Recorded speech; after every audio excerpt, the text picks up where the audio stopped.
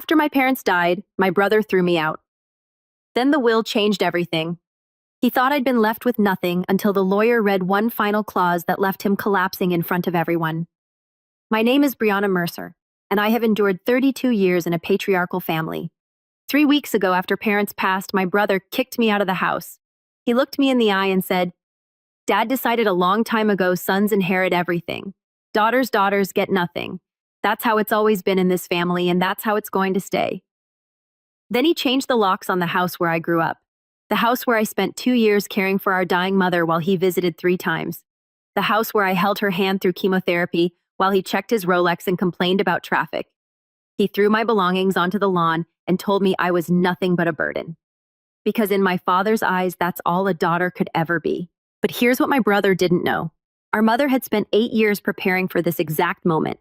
8 years of secret meetings with lawyers, 8 years of building something he couldn't touch. Before I tell you what happened at the will reading, please take a moment to like and subscribe, but only if this story resonates with you. Where are you watching from right now? Drop your location and local time in the comments. Now let me tell you how a worthless daughter ended up with everything. To understand what Marcus did, you need to understand the Mercer family. My father, Robert Mercer, built his life around one unshakable belief. Sons carry the family forward, daughters they marry well and disappear into someone else's name. He wasn't cruel about it, not overtly. He just allocated his attention accordingly. He was a contractor successful enough to buy us a 4-bedroom colonial in the Connecticut suburbs. Nice neighborhood, good schools, a workshop in the garage where he spent weekends with Marcus teaching him to build things while I helped Mom in the kitchen. My mother, Linda, was the quiet center of our home. She kept a lavender garden in the backyard that she tended every morning. She had this way of smoothing over my father's sharper edges, of making his dismissals feel less personal. Marcus, 6 years older than me, absorbed Dad's worldview like scripture. When he graduated, Dad paid for his business degree at UConn. When Marcus wanted to get into real estate, Dad connected him with every contractor and developer he knew. When I wanted to go to nursing school, Dad said, "Girls don't need expensive educations. You'll get married anyway." I got scholarships. I worked double shifts at a diner. I paid my own way. And I remember this was 8 years ago. My mother pulling me aside one evening after another dinner, where Dad praised Marcus's first big sale while barely acknowledging my acceptance into the program. "I've taken care of you," she whispered, squeezing my hand. "You won't understand now." But I have. I didn't know what she meant. I thought it was just something mothers say. I had no idea she'd spent that afternoon with a lawyer named Evelyn Cole signing papers that would change everything. 2 years ago, Mom was diagnosed with stage 3 breast cancer. I still remember the call. I was halfway through a shift at Maplewood Senior Living when my phone buzzed with Dad's number. He never called me at work. He barely called me at all. "Your mother's sick," he said. "You need to come home. Not we need you, just you need to come home." Like it was my job, like it had always been my job. I moved back within the week. I requested night shifts so I could be with Mom during the day. Chemotherapy appointments, radiation sessions, the slow deterioration that cancer brings. My paycheck dropped by 20%, but I didn't care. This was my mother. Marcus visited 3 times in 2 years. 3. Each visit lasted less than an hour. He'd sweep in wearing his Hugo Boss suits, kiss Mom's forehead, check his Rolex, and leave.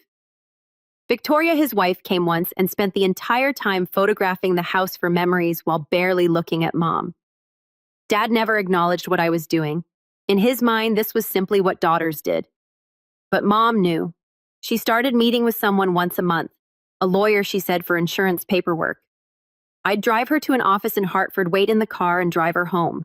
She always seemed lighter afterward, like she'd set something down she'd been carrying too long. "You're such a good girl," she told me one night when I was helping her into bed. "Whatever happens, Brianna, remember that you did everything right. You showed up. That matters more than anyone knows." I thought she was talking about the cancer. She wasn't. Let me tell you about my brother and his wife. Marcus and Victoria lived in Greenwich, a 5-bedroomed room house in a neighborhood where the mailboxes probably cost more than my car. Victoria called herself a socialite, which, as far as I could tell, meant she attended gallery openings and posted photos of her Chanel bags on Instagram. She looked at me like I was something that needed to be cleaned up. Actually, no. She looked at me like she didn't see me at all. I was staff. Background noise. "Brianna," she said at Thanksgiving 2 years ago, the last one with Mom well enough to cook. "Have you ever thought about doing something with more upward mobility? You can't wipe old people's bottoms forever." Mom's hand tightened on her fork. I'm a registered nurse, I said quietly. I help people. Victoria's laugh was a delicate, dismissive thing. Of course you do. But the moment that stayed with me came later that night. I'd gone to the kitchen for water and heard Marcus and Victoria in the hallway. Don't worry about her. Marcus said Dad's already promised everything to me. Has been for years. She's not getting anything. She's just here to play nurse until Mom's gone. Then she can disappear back into whatever sad little life she has. Good, Victoria whispered back. We need this, Marcus. We really need this. I stood frozen behind the kitchen door, water glass in hand. Something was wrong. I didn't know what, but the desperation in Victoria's voice didn't match the Greenwich lifestyle, the designer clothes, the casual superiority. I went back to bed and told myself it didn't matter. I had no idea how much it would. 6 weeks ago, my mother was declared cancer-free. I remember crying in the oncologist's office. 2 years of fear of watching her shrink and pale and fight, and she'd won. We went out for lunch at her favorite cafe, and she ordered a glass of champagne for the first time since her diagnosis. I want to visit my mother, she said, meaning Grandma Eleanor, who lived at an assisted living facility in Connecticut. Your father's been promising to drive me for months. 4 weeks ago, they finally went. They never came back. A truck driver fell asleep on I-95. The police said it was instant. They said they didn't suffer. I don't know if that's true. I don't know if anyone says anything else. I was working the night shift when I got the call. I remember walking to the stairwell because I couldn't breathe in the hallway and sitting on the cold concrete steps, my phone on the floor where I dropped it, the Connecticut State Police still on the line asking if I was there. I don't remember what I said. I don't remember driving home. I remember the smell of Mom's lavender garden when I finally pulled into the driveway at 3 a.m., and I remember thinking she would never tend it again. The funeral was 4 days later. St. Andrew's Episcopal, the church where my parents got married. 80 people came. Marcus gave the eulogy. He talked about Dad for 7 minutes. He mentioned Mom's name twice. And before the reception ended, while I was still accepting condolences from people who remembered my mother far better than my brother seemed to, Marcus pulled me aside. We need to talk, he said about the house. The funeral flowers were still fresh when my brother informed me I no longer had a home. You need to clear out your things by the end of the week. Marcus said, his voice low enough that the other mourners couldn't hear. We were standing in the church vestibule, the stained glass casting colored shadows across his face. The house is mine now. Dad made that clear years ago. I stared at him. My black dress still had a tissue tucked in the sleeve from crying during the service. Marcus, we haven't even read the will yet. The will is just a formality. He straightened his tie. Hermes, I noticed absently.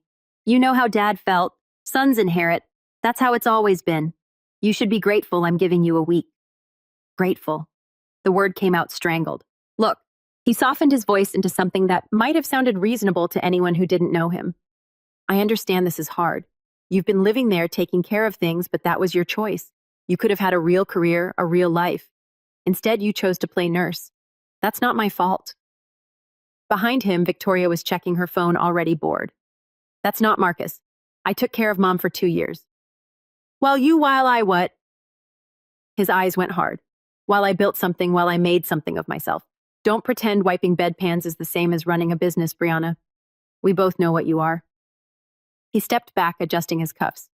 1 week, he said. Then I'm changing the locks. I watched him walk back to Victoria, watched her lean in and smile. Watched them leave without saying goodbye to anyone. That was Monday. He didn't even wait a week. Wednesday evening, 2 days after the funeral, I came home from work at 7 p.m., exhausted in a way that had nothing to do with the shift. Grief does that, makes everything feel like you're moving through water. My key didn't work. I tried again, confused, thinking maybe the cold had warped something. But no, the lock had been changed. The deadbolt, too. I walked around to the garage. My things, my clothes, my books, Mom's recipe box that she'd given me. Everything I owned had been thrown into cardboard moving boxes and stacked against the wall. Rain from the afternoon had soaked through 2 of them. My nursing school diploma was warped and wet. Through the window, I could see Victoria walking through the living room, a glass of wine in her hand, laughing at something on her phone. She saw me watching. She smiled, lifted her glass in a little toast, and walked away. I called Marcus. He answered on the second ring like he'd been waiting. The house is legally mine, he said, not even pretending to apologize. I had my lawyer verify it. Dad's estate, Dad's house, Dad's decision. You have 24 hours to get your stuff off the property before I have it removed. Marcus, I grew up there, and now you don't live there anymore. That's how life works, Brianna. Maybe if you'd made something of yourself, you wouldn't be standing in the rain right now. I ended the call because I didn't trust myself to speak. I sat down on the wet grass next to the boxes of my ruined belongings and held the one thing that hadn't been damaged, Mom's Timex watch, tucked safely in my pocket since the hospital returned her personal effects. That's when I found the letter. The letter was in a box of Mom's things. Items Marcus must have assumed were junk. Her gardening gloves, a few old photographs, and a cream-colored envelope with my name written in her handwriting. For Brianna, when the time comes, I didn't open it on that lawn. I couldn't. Instead, I called the only person I could think of, Diane Foster, the head nurse at Maplewood, who'd been something like a mentor to me for 3 years. She arrived in her Honda Odyssey within 30 minutes. "Get in," she said, not asking questions. "You're staying with me tonight and tomorrow, and as long as you need." Her apartment was small. 2 bedrooms in a Hartford complex that had seen better days, but it was warm and dry. And when she handed me a cup of tea and a blanket, I finally let myself cry. Later, when I could breathe again, I opened Mom's letter. Her handwriting was shaky. She must have written it during chemo when her hands trembled constantly. "My darling Brianna, if you're reading this, then what I feared has happened. Your father and your brother have shown you exactly who they are. I want you to know I saw it. I always saw it, and I couldn't change your father. God knows I tried, but I could protect you. Contact Evelyn Cole at Harrison and Cole in Hartford. She has everything you need. All the papers, all the arrangements, everything I couldn't give you while I was alive. You are not a burden. You never were. You are the best thing I ever did. I love you more than lavender and sunshine and every good thing, Mom." I read it 3 times before the words made sense. Then I called the number she'd written at the bottom. Harrison and Cole occupied a brownstone in downtown Hartford, the kind of old money building with brass nameplates and hardwood floors that creaked with history. I felt underdressed in my clean scrubs, but Evelyn Cole's assistant just smiled and led me to a corner office lined with law books and soft afternoon light. Evelyn was not what I expected. Late 50s, silver hair swept into an elegant twist, wearing a charcoal Armani suit, but her eyes were warm when she shook my hand. "Brianna," she said, "I've been waiting for your call. Your mother spoke about you constantly. That almost broke me right there. I swallowed. She left me a letter. She said you had papers." Evelyn gestured to a chair. "I do. Your mother and I worked together for 8 years, Brianna. She was one of the most deliberate people I've ever represented. 8 years. That was the same time frame Mom had whispered about when I was accepted into nursing school." "Your mother knew your father's intentions," Evelyn said carefully. "She knew Marcus would inherit everything Robert controlled, and she couldn't change that. She couldn't change him, but she could plan around it." "What does that mean?" Evelyn folded her hands. "It means your mother made arrangements that exist entirely outside your father's estate. Arrangements that Marcus doesn't know about, that your father didn't know about." The room suddenly felt smaller. "What kind of arrangements?" "The kind you'll learn about at the formal will reading next week. Both your parents' wills need to be read together." She paused. "But I want you to trust me until then. Can you do that? Whatever Marcus says, whatever he threatens, don't react. Don't sign anything. Just wait." "Why?" Her smile was almost gentle. "Because your mother is about to have the last word." 3 days before the will reading, Marcus called. It was 10 p.m.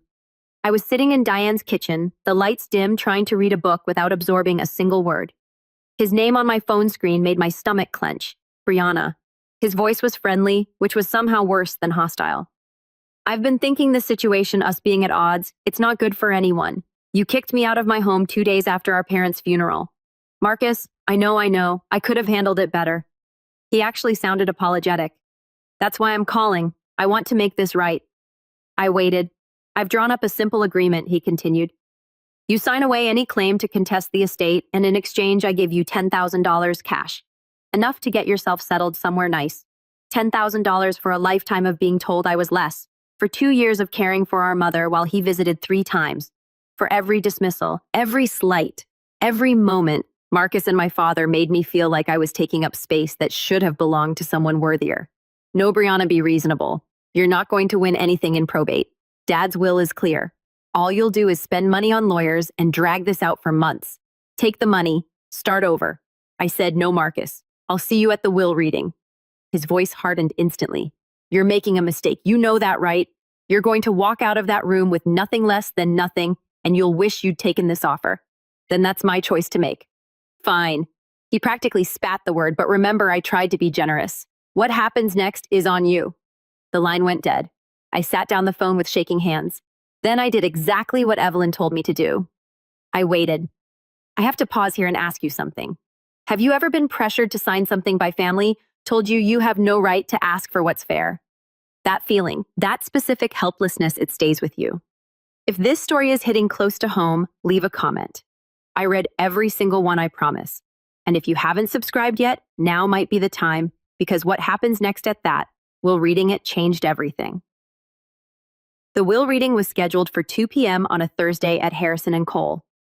The conference room had a mahogany table long enough to seat 12, though only 6 of us were there. Marcus, Victoria, me, Evelyn, Cole, her assistant who would serve as witness, and to Marcus's visible surprise, my grandmother, Eleanor. Marcus's smile faltered when Grandma walked in. I didn't know you were coming. Grandma Eleanor Whitfield was 82 years old and sharper than most people half her age. She wore a navy dress, her silver hair pinned back, and the sapphire ring she'd worn for as long as I could remember glinted on her finger. I was asked to be here, she said simply, taking the seat next to me. By my daughter. Marcus and Victoria exchanged glances. Well, Marcus said, recovering his confidence. The more the merrier, I suppose, though. I don't see why we need to make this complicated. Dad's wishes were clear. Evelyn took her place at the head of the table, folders arranged precisely before her. Before we begin, I should note that we will be reading 2 wills today, Robert Mercer's will and Linda Mercer's will. They are separate documents with separate provisions. 2 wills. Victoria frowned. Why would that matter? Everything was jointly owned. Evelyn's expression remained neutral. Not everything, as it turns out. I felt Grandma's hand find mine under the table and squeeze. Marcus straightened his Rolex with a practiced gesture. Fine. Let's get this over with. Read Dad's will first. Evelyn opened the first folder. Very well. Last will and testament of Robert Allen Mercer, dated 14 months ago, witnessed and notarized in Hartford County. The room went quiet. This was it. Dad's will was exactly what Marcus expected. Evelyn read through the standard provisions, executive appointments, debt payments, funeral instructions before reaching the distribution of assets. To my son Marcus Robert Mercer, I leave 70% of my personal assets, including my vehicle, my workshop tools and equipment, and my share of all financial accounts held jointly with my wife. Marcus nodded slowly, satisfaction spreading across his features. To my daughter, Brianna Lynn Mercer, I leave 30% of my remaining personal assets. 30% of remaining assets, Victoria murmured, doing the math. After debts and expenses, so basically nothing. That's not... I started. It's fine. Marcus cut in magnanimous now. Dad's accounts totaled about $80,000. You'll get something, Brianna. Maybe $24,000 after everything's settled. He smiled at me like he was doing me a favor. That's more than I expected Dad to leave you. Honestly, Marcus' grandma said quietly, perhaps you could let the lawyer finish. What's left to finish? He leaned back in his chair, one arm draped over the backrest. The house was Dad's. The money was Dad's. I'm the primary heir. Brianna gets a consolation prize, which is generous under the circumstances. Victoria pulled out her phone, probably already composing a post about her inheritance. Actually, Evelyn said, her voice cutting through Marcus's satisfaction. There's quite a bit left to discuss. Robert's will represents only a portion of your parents' combined estate. Combined. Marcus's confidence flickered. What do you mean, combined? Evelyn closed the first folder and opened the second. Your mother's estate is separate and significantly larger than your father's. The room went very still. Marcus stopped smiling. Wait.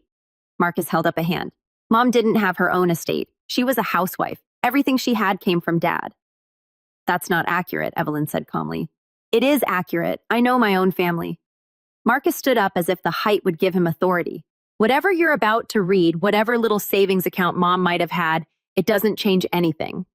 Dad made his wishes clear for decades. The son inherits. The daughter takes what she's given and is grateful for it. He turned to me and the venom was back. This is what I was trying to spare you, Brianna. This embarrassment. You're sitting here hoping mom left you something. What? Her jewelry, her recipe cards. It doesn't matter. The house is still dad's. The real money is still dad's. And you're still the same person you've always been, Marcus' grandma said, her voice low with warning. He ignored her. I hope you enjoy being homeless, Brianna, because I made sure you have nothing to fall back on. No home, no family support, nothing. Maybe next time you'll think twice before. Mr. Mercer? Evelyn's voice was still sit down. The command was so unexpected that Marcus actually obeyed, dropping back into his chair. I understand you have opinions about how your parents' assets should be distributed, Evelyn continued, but this is a legal proceeding, not a family argument. Your mother's will contains specific provisions that supersede your assumptions. If you interrupt again, I will ask you to leave and receive the information in writing. Victoria grabbed Marcus's arm, whispering something urgent. He sat back, jaw tight. Evelyn picked up the second folder. And now she said, we address the matter of Linda Mercer's estate, including the final section your mother specifically asked me to read aloud. For one terrible moment, I doubted everything. Marcus's words echoed in my head. Mom was a housewife. Everything she had came from Dad. What if he was right? What if the letter, the lawyer, the promises? What if it was all just a mother trying to comfort a daughter she knew would be left behind? I looked down at the Timex watch on my wrist, Mom's watch. The leather was cracked, the face scratched from years of wear. She could have afforded something nicer.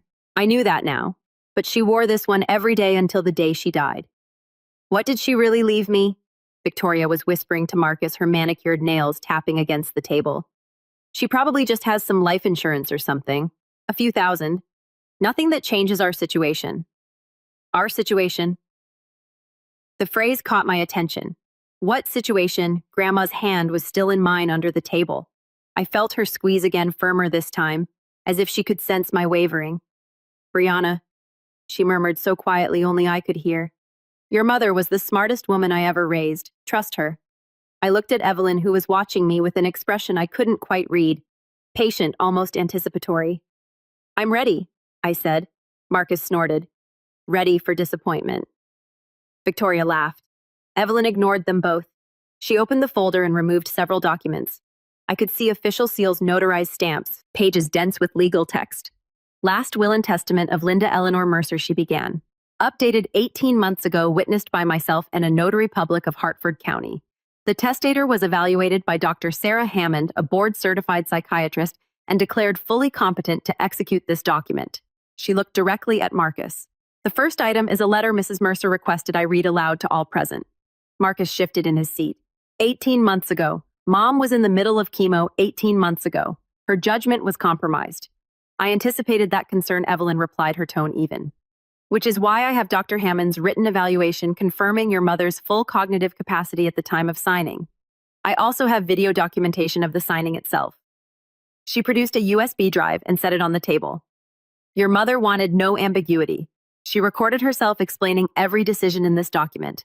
The video is 32 minutes long and available for review if anyone wishes to contest her competency. Victoria's phone had stopped moving. She stared at the USB drive like it might bite her. Marcus swallowed. That's very thorough. Your mother was a thorough woman. Evelyn's lips curved just slightly. Now the letter. She lifted a single page handwritten on cream-colored stationery. I recognized the paper. Mom had a box of it in her desk, the expensive kind she used for important correspondence.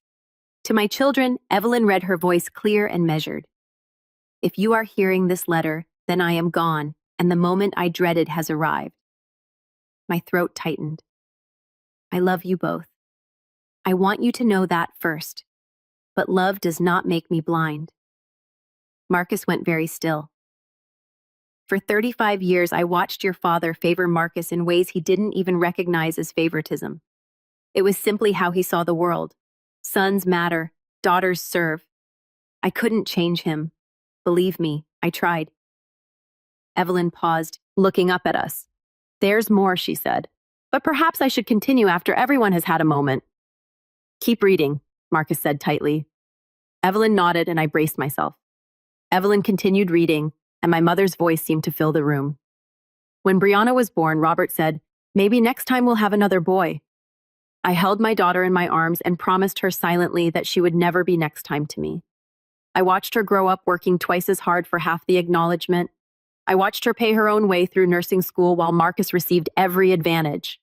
I watched her come home to care for me during the worst 2 years of my life, changing my sheets when I was too sick to move, holding my hand during chemotherapy, singing me the songs I sang to her as a baby. Marcus visited 3 times. 3 times in 2 years. I do not write this to condemn my son, but I write it to explain why I made the choices I did. The assets I leave to Brianna are not a reward. They are not favoritism. They are the balance I could not provide while I was alive. They are what she was always owed. Victoria made a small strangled sound. If Marcus is hearing this and feels angry, I understand, but I ask him to consider, why does he feel entitled to everything? Who taught him that? And what did he do to earn it, other than being born male? Marcus's face had gone pale. Evelyn looked up. The letter concludes with, "Brianna, my darling girl, you are never a burden. You are my heart. Live well, be happy, and never let anyone tell you that you don't deserve every good thing. With all my love forever, Mom." The silence was absolute. I couldn't speak. I couldn't breathe. Grandma pressed a tissue into my hand. Now Evelyn said quietly, "Let's discuss what your mother actually left you." First, Evelyn said, pulling a document from the folder, "The house." Marcus straightened. "The house is part of Dad's estate. It was always in his name." Actually, it wasn't. Evelyn slid the document across the table. 5 years ago, your parents executed a deed transfer. The property at 127 Maple Drive was transferred from joint ownership to Linda Mercer's sole name. What Marcus grabbed the paper, scanning it frantically. Why would Dad agree to that for liability protection? Your father was facing a potential lawsuit from a dissatisfied client at the time. Moving the house into your mother's name protected it from any legal judgments against his business. It's a common estate planning strategy. I never heard about any lawsuit. It was settled out of court, but the deed transfer remained. Evelyn produced another document. This is the recorded deed from Hartford County Land Records dated 5 years ago. The property, currently valued at approximately $650,000, belonged solely to your mother. Victoria's face had gone a strange color. But that means your mother had full authority to leave it to whomever she chose. Evelyn looked at me. "And she chose you, Brianna, no?" Marcus shook his head. "No, this has to be a mistake. Dad said he always said your father believed what he wanted to believe," Grandma said sharply. "Linda told him the deed transfer was temporary for the lawsuit. She never transferred it back, and he never checked." I stared at the deed, my mother's signature at the bottom, neat and deliberate. The house where I grew up, the house where I cared for her, the house Marcus had thrown me out of, it was mine. It had been mine the whole time.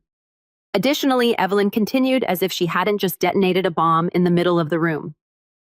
"There is the matter of the irrevocable trust. The what Marcus looked like he'd been hit. 8 years ago, your mother established an irrevocable trust with Brianna as the sole beneficiary. An irrevocable trust, once established, cannot be modified or dissolved without the beneficiary's consent. It exists entirely outside the probate process. 8 years ago, Marcus turned to Grandma. You gave her the money. You gave her the." Grandma didn't flinch. "I gave my daughter money that was mine to give. What she did with it was her business. The trust was funded with a $400,000 gift from Mrs. Whitfield." Evelyn confirmed. "Your mother invested it conservatively in index funds over the past 8 years. The current value," she consulted her notes, "is approximately $1.2 million. Victoria made a sound like she'd been punched. $1.2 million? Marcus repeated slowly. "That is correct. And because the trust is irrevocable and was funded entirely with your grandmother's gift, separate property, never commingled with marital assets. It was never part of your parents' joint estate. It has always belonged to Brianna." I couldn't process the number. $1.2 million. My mother, who wore a Timex watch and grew her own vegetables, had quietly built me a fortune while I thought I was barely getting by. "This is fraud," Marcus sputtered. Dad didn't know about this. He would never have." "Your father's knowledge is irrelevant," Evelyn said calmly. "The trust was legally established with funds that were never his. He had no claim to it, and neither do you." The USB drive sat on the table untouched. 32 minutes of my mother explaining why she'd done what she did. "There is one final asset," Evelyn said. Marcus looked like he might be sick. Victoria's grip on his arm had turned white-knuckled. "Your mother held a life insurance policy with Northwestern Mutual valued at $500,000. The beneficiary was designated," as she paused, "Brianna Lynn Mercer solely. Mom had life insurance. I hadn't known any of this. She purchased it 12 years ago when you were 16. She paid the premiums from her personal account money your grandmother sent her annually as gifts. Your father was never a named beneficiary. But I'm her son, Marcus said. And there was something desperate in his voice now. Something cracked. I'm her firstborn. She can't just leave me nothing. She can't. She didn't leave you nothing, Mr. Mercer. Evelyn pulled out a final page. Your mother's will specifies that you are to receive her personal effects, photograph albums, her jewelry collection, and a letter she wrote specifically for you. A letter. Marcus laughed, but it was hollow. She leaves Brianna millions, and I get a letter, and the jewelry has meaningful pieces Evelyn offered. I don't want her jewelry. Marcus slammed his palm on the table. Victoria jumped. I want what I was promised. I want what I earned. What you earned. I spoke before I could stop myself. The words came out quiet, but they filled the room. You visited Mom 3 times in 2 years, Marcus. 3 times. You told me I was nothing but a burden while I was holding her hand through chemotherapy. What exactly did you earn? He stared at me. I stared back. Let's discuss the total figures, Evelyn said, and I could hear the faintest satisfaction in her professional tone. This is contested.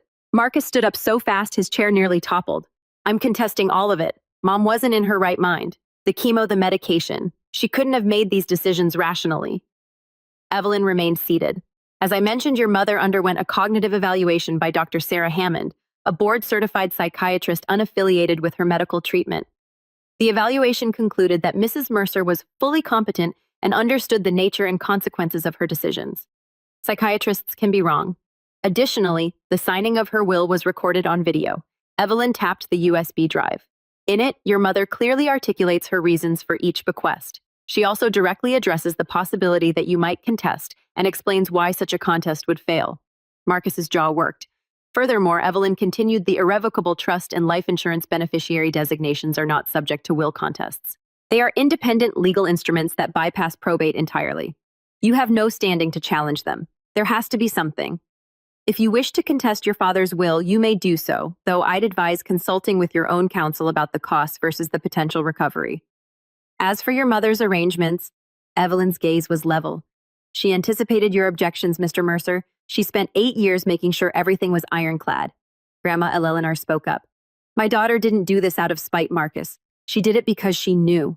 We all knew that without protection, Brianna would receive nothing, and Brianna deserved better than nothing. Marcus turned to Grandma, his face contorted. You helped her hide this. You helped her cut me out. I helped her protect her daughter, Grandma said simply. The same thing any mother would do. Marcus had no answer to that. Victoria broke first. This is insane. She stood up, her careful composure finally shattering. She's a nurse. She wipes old people's behinds for a living, and she gets $2 million while you what, Mrs. Mercer, Evelyn asked mildly. Victoria's mouth opened and closed. She'd said too much, and she knew it. Well, you're about to lose your house in Greenwich, Grandma said. Her voice was quiet, but it cut through the room. Did you think we didn't know about Marcus's failed investment? The $400,000 loss, the foreclosure notices. Marcus went white. How do you? Linda knew. Grandma said she knew about the debts, the bad deals, the desperation. She knew you were counting on this inheritance to bail you out. That's why she made sure you couldn't touch what she'd built for Brianna. I looked at my brother, really looked at him for the first time in years. The Rolex, the Hugo Boss suit, the BMW in the parking lot. All of it was scaffolding, I realized. A facade built on credit and promises, and the assumption that our parents' money would always be there to catch him. You were planning to take everything I said slowly, not because you needed it, because you were drowning. I'm not drowning, Marcus snapped. I had a setback, that's all. A temporary setback that Dad's estate would have saved you, I finished. Except the estate wasn't what you thought it was. Victoria sank back into her chair, mascara starting to smear. You spent your whole life being told you deserved everything I said, and you never stopped to wonder if that was actually true. Marcus didn't respond. He couldn't. I want to stop here for a moment. I know some of you are watching and thinking, why would Victoria say that out loud? Why would she reveal their financial problems in front of everyone? The answer is fear. When the thing you've been counting on disappears, your survival instincts take over. You stop thinking about appearances. If this story is resonating with you, hit that subscribe button because we're almost at the end and there's one more thing I need to tell you. Evelyn waited until the room was quiet again before speaking. For the record, she said, Let me summarize the total assets passing to Brianna Mercer. She consulted her notes, though I suspected she knew the numbers by heart. From her mother's estate, the property at 127 Maple Drive, estimated value $650,000. From the irrevocable trust established in 2018, $1,200,000. From the Northwestern Mutual Life Insurance policy, $500,000. She looked up. Additionally, from her father's estate, 30% of remaining liquid assets, approximately $24,000. Victoria's breathing had gone shallow. The total, Evelyn continued, her voice measured and professional, is approximately $2.374 million. The number hung in the air, $2.374 million. My mother, who grew vegetables and wore a Timex watch and never bought anything she didn't need, had left me nearly $2.5 million. Marcus made a strange sound. He was gripping the edge of the table, his knuckles bone white, his face the color of old paper. He tried to stand, maybe to protest, maybe to leave, and then his eyes rolled back and he crumpled. His head caught the edge of the table on the way down. Victoria screamed. Evelyn's assistant was already moving, calling 911, checking his pulse. I sat frozen, watching my brother unconscious on the carpet of a law office, brought down by numbers on a page. He's breathing, the assistant reported. Pulse is steady, probably just fainted. Grandma squeezed my hand. I squeezed my. Your mother would be proud of you, she said softly. Not for the money, for who you've become despite all of it. I couldn't answer. I was still trying to understand. The paramedic said it was syncope, a sudden drop in blood pressure triggered by shock. Nothing dangerous, just his body's way of processing what his mind couldn't accept. They bandaged the small cut on his forehead and recommended he see his doctor, but he refused transport. 20 minutes after collapsing, Marcus was back in his chair, pale and unsteady, Victoria hovering over him like he might shatter. He looked at me. You knew, he said harshly. You knew about all of this. I didn't. I meant it. Not until a few days ago, and even then I didn't know how much. But you suspected. You sat here looking all innocent, and you suspected. I knew Mom loved me. I kept my voice even. That's all I knew for certain. His laugh was bitter, broken. And I didn't. She didn't love me. I think she loved you, I said slowly. I think she loved who you could have been. But she also saw who you chose to become. Victoria's hand tightened on his shoulder. Marcus, we should go. We need to figure out. Figure out what? His voice cracked. How to pay our mortgage, how to tell the bank we're not getting anything. He looked at me with something that might have been desperation. Brianna, you have to help me. We're family. The words hung there. Family. 3 visits in 2 years, you're just dead. Wait, enjoy being homeless, Marcus. I said you kicked me out of my own home before our mother's flowers had wilted. You told me I was nothing but a burden. You tried to get me to sign away everything for $10,000. I stood up. I'm not going to pretend that didn't happen. You have to understand, Marcus said, his voice rising. I was stressed. The investments, the pressure. I didn't mean half of what I said. That's not who I really am. Then who are you, Marcus? I asked quietly. Because I've known you for 28 years and I've never seen any evidence of anyone different. He flinched. I'm not going to let my brother become homeless, I said. I'm not cruel, but I'm also not going to bail you out of decisions you made while treating me like I was worthless. So what then? You just walk away with millions and I get nothing. You get exactly what you earned. I picked up my bag, the same worn leather bag I'd carried through nursing school. Through 2 years of night shifts, through every moment my family dismissed me. You get the consequences of your choices the same way I'm finally getting the consequences of mine. Victoria started to speak, but I held up my hand. If you want to contact me, you can go through Evelyn, but any personal relationship between us. I looked at my brother, this man I'd grown up with, who'd held my hand at our first day of school, who'd become someone I barely recognized. That's going to take time, a lot of time, and honestly, I don't know if we'll ever get there. Brianna, I'm not doing this to hurt you. My voice was steady. I'm doing it because I finally understand something Mom tried to teach me. I don't have to accept treatment that I wouldn't give to someone else. I walked toward the door. Mom loved you, I said over my shoulder. But she loved me enough to protect me from you. That's the difference. I didn't wait for him to respond. Grandma followed me out to the hallway. Wait, and she said, catching my arm, I have something for you. She reached into her purse and withdrew a small velvet box, navy blue, worn soft at the corners. Your mother wanted you to have this. She asked me to give it to you after the reading. Inside was her sapphire ring. The one Grandma had worn as long as I could remember. The one I'd admired since I was a little girl. Grandma, I can't. This is yours. It was mine, she corrected gently.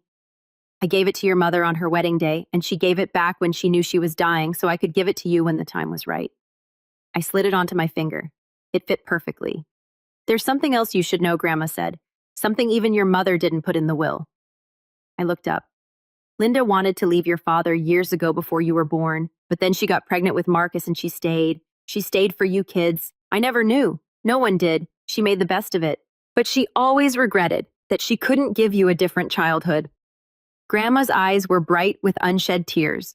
The trust, the insurance, all of it. It was her way of giving you the freedom she never had. The freedom to walk away from people who don't value you. I hugged her, this tiny woman who had helped my mother plan for 8 years to give me a future. Thank you, I whispered. Don't thank me, she said. Just live well. That's all your mother ever wanted. Behind us, I heard Marcus and Victoria finally leaving, their voices low and strained. I didn't look back. 1 month later, I sat in the office of a financial advisor in Hartford, someone Evelyn had recommended, a woman with 20 years of experience and no interest in getting rich off my inexperience. Here's my recommendation, she said, sliding a document across the desk. We keep the trust invested. Draw only what you need for living expenses. The life insurance goes into a high-yield savings account for emergencies and opportunities. We pay off your student loans immediately. That's about $42,000. And you keep working. Keep working. I'd expected her to suggest I retire, travel, do something extravagant. You love your job, she said simply. Money shouldn't change who you are. It should just give you options. So that's what I did. I paid off my loans, a debt I'd been chipping away at for 6 years gone in a single transaction. I kept my position at Maplewood, though I switched to day shifts now that I didn't need the night differential. I stayed with Diane for another month while I figured out what to do about the house. Because the house was complicated, it was where I'd cared for Mom, where I'd been thrown out like garbage, where Marcus and Victoria had drunk wine while my belongings soaked in the rain. It was also the place where Mom had grown her lavender garden, where she'd tucked me in at night, where she'd quietly met with lawyers and built a future I never knew existed. I wasn't ready to live there. Not yet. But I wasn't ready to sell it either. Rent it, Diane suggested one evening. Let it pay for itself while you figure things out. There's no rush. She was right. For the first time in my life, there was no rush. I had time now. Mom had given me that. 3 months after the will reading, Grandma called me with news. Marcus had to sell the Greenwich house. She said Victoria filed for divorce last week. I was at work on my break, sitting in the same stairwell where I'd learned our parents were dead. Strange how places accumulate moments. How do you know? His listing showed up on Zillow, and Victoria's Instagram is very forthcoming. Grandma's tone was dry. She's already rebranding herself as a survivor of narcissistic financial abuse. Direct quote. I almost laughed. Almost. Is he okay? Define okay, Grandma sighed. He's living in an apartment in Bridgeport. Still working in real estate, but not at his old firm. I don't think anyone's inviting him to the Greenwich cocktail parties anymore. The version of me from 3 months ago might have felt some satisfaction. The new version, the one who'd had time to process, to grieve, to heal, just felt tired. I don't wish him harm, I said. I know you don't. That's the difference between you and him. Did Mom know about the debts, the financial trouble she suspected? That's partly why she did what she did. She knew if there was money available, Marcus would find a way to take it. Not because he's evil, but because he was raised to believe he was owed it. I thought about my brother alone in a Bridgeport apartment, his wife gone, his lifestyle collapsed. I thought about the boy who used to chase me around the backyard, who let me ride on his shoulders at parades. I didn't know where that boy had gone, but I knew I couldn't save him. I'm going to the house this weekend, I told Grandma. First time since everything. Do you want company? Yeah, I think I do. The lavender garden had survived the winter. Not all of it. Some of the plants had gone brown and brittle, but there in the early April sunlight I could see new green shoots pushing up through the soil. Life, stubborn and persistent, refusing to give up. Grandma stood beside me, her arm linked through mine. She planted this garden the year you were born, she said. Did you know that I didn't? I'd always assumed it was just something Mom enjoyed, not something with meaning. She said lavender was for protection, for purification. She wanted good things to grow around you. I walked through the back door. My key worked perfectly now. I'd had the locks changed weeks ago and stood in the kitchen where I'd made Mom countless cups of tea, where I'd held her hand through nausea and fear. The house was quiet. Marcus had left it relatively clean when he'd moved out, either out of some remnant of shame or because he'd been too rushed to trash it. Mom's things were still here. Her recipe cards in the drawer, her reading glasses on the nightstand, her robe hanging in the closet. I went to her bedroom and sat on the edge of the bed. On the nightstand was a small album I'd never seen before. Inside, photographs of me from infancy to adulthood. First steps, first day of school, nursing graduation, every milestone she'd witnessed. On the first page, in her careful handwriting, for my bravest girl. Grandma sat down beside me. She spent weeks putting that together. She said during chemo when she couldn't sleep, she said it was her way of counting the good things. I held the album to my chest and finally let myself cry. Not grief this time, gratitude. 6 months after that, while reading, I enrolled in a nurse practitioner program. It was something I'd wanted for years. The chance to do more than bedside care, to diagnose and treat, to help patients in a deeper way. But the program was expensive, and between my student loans and my barely there savings, it had always seemed like a distant dream. Now I could afford it. I used money from the trust. Following the plan, my financial advisor laid out enough for tuition and books, with the rest still growing quietly in the background. I kept working part-time at Maplewood because I wasn't ready to leave the patients I'd grown to love. Diane and I found an apartment together near the hospital, 2 bedrooms, a tiny balcony where I started growing lavender in pots. She said living alone was overrated anyway, and I said having a roommate meant someone to split streaming subscriptions with. We both knew it was more than that. Grandma called every Sunday. She'd tell me stories about Mom as a child, about their adventures before she met Dad, about the woman she was before life wore her down. I recorded the calls on my phone, building an archive of the mother I was still getting to know and the house on Maple Drive. I rented it to a young family, a nurse actually from Maplewood, and her husband and 2 little girls. The older daughter asked if she could take care of the lavender garden. I said yes. I said yes to a lot of things that year, to opportunities to rest, to the slow process of understanding that I was worth more than I'd been told. My mother didn't give me money. She gave me permission to believe I deserved it. I've thought a lot about why Marcus became who he is. Not to excuse him. There's no excuse for how he treated me. But to understand my brother grew up being told he was special simply because he was born male. He didn't have to prove anything. The world was his by default. So he never developed the muscles for empathy, for earning what he had, for recognizing that other people's needs mattered as much as his own. Psychologists call it entitlement. The belief that you deserve things without effort. It's not born, it's taught. And once it's there, it's almost impossible to unlearn, because admitting you're not special means admitting your whole identity was a lie. Marcus isn't a monster. He's a product of a system that told him he was worth more than he was. And when reality finally caught up, he didn't know how to handle it. I don't know if he'll ever change. I hope he does. But I also know that his change isn't my responsibility. My responsibility is to myself, to live the life Mom wanted for me, to set boundaries that protect my peace, to remember that walking away from toxic people isn't cruelty, it's survival. If you're watching this and you've been told you're not enough by family, by partners, by anyone who should have loved you, I want you to know they were wrong. You were always enough. Sometimes the people who love us protect us in ways we don't see, and sometimes we have to become our own protectors. That's what I learned from my mother. If this story meant something to you, I'd love to hear your thoughts in the comments. Tell me about someone who protected you or someone you wish had. And if you want more stories like this, check the links in the description. Thank you for staying until the end. It means more than you